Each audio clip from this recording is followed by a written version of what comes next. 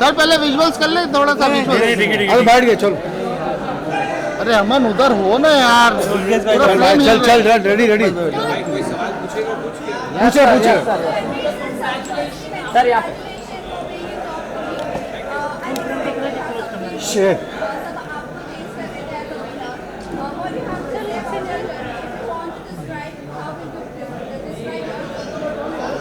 I will describe my journey as a roller coaster ride, mentally, physically, emotionally. I have done a few reality shows before this, but nothing like this. It's a very intense experience. I think it draws, it takes a heavy toll on you. Again, mentally, physically, emotionally, and it's not an easy task. It's not for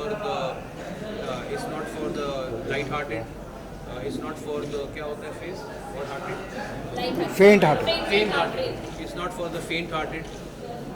I have survived, and I think I have come out stronger. सना और आपके बीच एक झगड़ा हमें हमेशा देखने के लिए मिला है और लोग ये भी कह रहे हैं कि एक सीनियर अपने जूनियर से इस तरह से कैसे बात कर सकता है और एक जूनियर अपने सीनियर से इस तरह से कैसे बात कर सकता है। उसके ऑर्डर में ही आपका जवाब है। जी, जी, अगर जी, जूनियर जी, ऐसे मैं बात आपसे करेगा जानना तो सीनियर ऐसे ही जवाब देगा। रणवीर सर मैं आपसे जानना चाहती हूँ क्या इस तरह से बात करना आपके लिए उनके लिए सही था जो हमने बिग बॉस के घर के अंदर देखा? उनके लिए बिल्कुल सही नहीं था, मेरे लिए बिल्कुल सही था।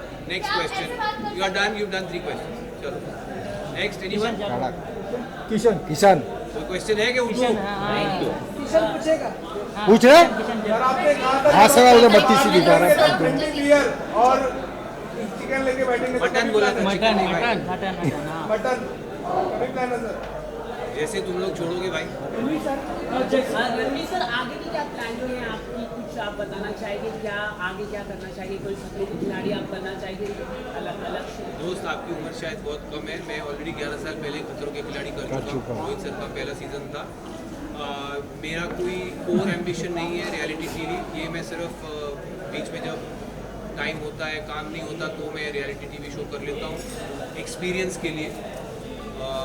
अब ये ख़त्म हुआ है। 42 डेज़ के बाद मैं बाहर आया हूँ और मेरा अपना करियर है एक्टिंग में, फिल्म्स में, सीरीज़ में, जिसके पास मैं वापस जाऊँगा और अपनी फैमिली के पास, अपने दोस्तों के पास वापस जाऊँगा।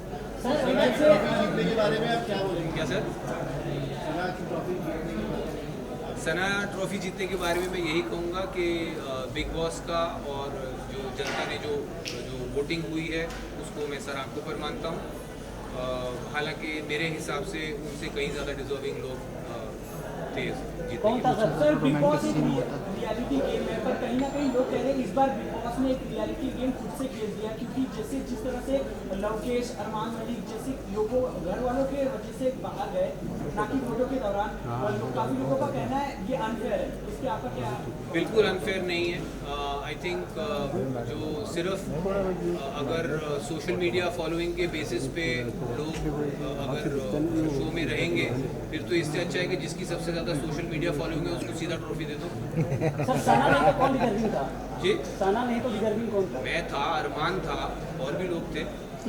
आपको लगता है अरमान मलिक को विनर बना के तो अच्छा मैसेज जाता? यार उसको मतलब मैसेज का क्या, जो अच्छा उस घर में जो अच्छा कर रहा है वो जीतना चाहिए। उसमें मतलब मुझे समझ में नहीं आया। सर प्रेस कॉन्फ्रेंस के बाद आपने अरमान जी को सपोर्ट किया था और मीडिया को आप जिन लोग पैसा ब्लेम कर रहे हैं सर ये यहाँ पर आप कितना कैसे जस्टिफाई करोगे इस चीज़ को? मैं समझता हूँ जो सवाल कुछ मीडिया वालों ने अरमान जी से पूछे थे वह completely out of order. 3 consenting adults किस तरह अपना जीवन चलाना चाहते हैं, आई डोंट थिंक इस तरह के सवाल आने चाहिए थे। एटलीस्ट मैं, हालांकि मैं अपने आप को लिबरल नहीं मानता हूँ बट इतना लिबरल तो मैं भी हूँ कि अगर 3 कंसेंटिंग अडल्ट्स अपने किसी अरेंजमेंट में खुश हैं, मैं नहीं समझता हूँ उसमें किसी को आपत्ति कोई होगी। सर आपने घर में कहा था लेकिन सर यार आप दोनों ही सवाल पूछ रहे हो, बीच वालों के कोई सवाल है कि नहीं? लेकिन सर बीच में कैमरामैन सर आप कह रहे हैं कि कंसर्न है लेकिन हमारा देश का कानून अलाउ नहीं करता है कि आप इस तरह के तो वो एक काम करिए ना, आप कानून व्यवस्था को कहिए कि अप्रोच करें जानने के लिए क्या है। Guys last question please. अरे 5 मिनट भी नहीं हुआ है अभी। 18 में तो पूछना बिग बॉस मैंने एक बार कर लिया, मेरे लिए बहुत। सर आपने कहा साइलेंस। अरे पूछ लो भाई। साइलेंस भाई भाई प्लीज यार। मैडम का 5 5वां सवाल है, ध्यान से सुनो। हाँ, क्या प्रॉब्लम? मैं तो दूसरों से हैरान हूँ कि वो आपको पूछने दे रहे हैं बार बार। चलिए पूछिए। अच्छा, पूछिए। ये सवाल है कि आपके काम को लेकर ज़्यादा यहाँ पर मैंने बात की कि काम नहीं है या काम नहीं मिल रहा है। काम नहीं मिल रहा नहीं, मैंने कहा मेरे पास उस वक्त कोई काम नहीं था और जो प्रोजेक्ट्स मैंने ऑलरेडी शूट किए हुए थे वो रिलीज़ नहीं हो रहे थे, तो मेरे पास एक गैप था मेरे कैलेंडर में जहाँ पे कुछ नहीं था मेरे पास। और मेरा बेटा आउट ऑफ द कंट्री छुट्टियों पे जा रहा तो आउट ऑफ टच रहना पड़ता है फैमिली के साथ। इस वक्त में वो कर सकता था, तो इसीलिए मैंने ये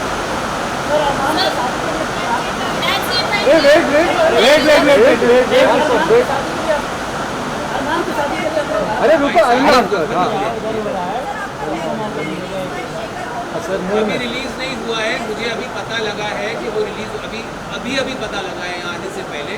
मैं 42 डेज कैप्टिविटी में रहा हूँ, फैमिली फ्रेंड्स और दुनिया से कटा हुआ, तो मुझे अंदाज़ा नहीं है। और मुझे खुशी है कि मेरे बाहर आते ही मेरा जो काम रिलीज़ नहीं हो रहा था वो रिलीज़ होने वाला है। एंड आई होप आप सब इसी इंथुजियाज्म से उसके लिए भी मुझे मिलेंगे। सर, अरमान के शादी के लिए आपने कहा था कि बॉलीवुड में ऐसे कई बार हुआ है होता है। बॉलीवुड में ही नहीं, मैंने कहा बॉलीवुड दुनिया में ही है ना, क्या कहीं और है? सर मैं बोल रहा हूँ बॉलीवुड में भी दुनिया में भी बहुत लोगों के ऐसे रिलेशनशिप्स हैं। लिबरल्स की दुनिया में मैं खुद जानता हूँ, बहुत अर्बन एरियाज में बहुत लोगों के ऐसे रिलेशनशिप्स हैं जो पब्लिक नहीं है। अब ये इनके रिलेशनशिप पब्लिक हैं तो आप लोग कौन सी ऐसी चीज है जो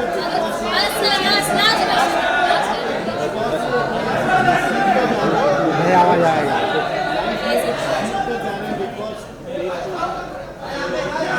आई थिंक सबसे इम्पोर्टेंट चीज़ जो सीख के जा रहा हूँ बिग बॉस हाउस से वो है पेशेंस।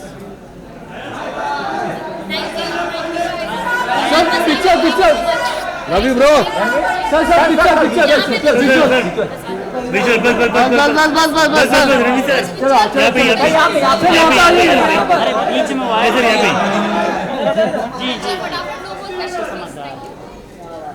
होल्ड कैमरा समझ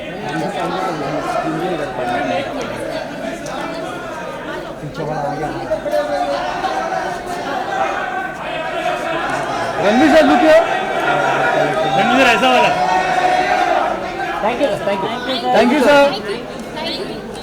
मैडम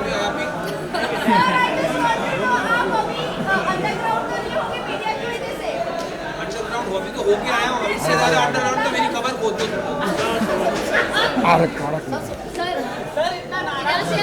नाराज नहीं हूँ, मैं खड़ूस हूँ।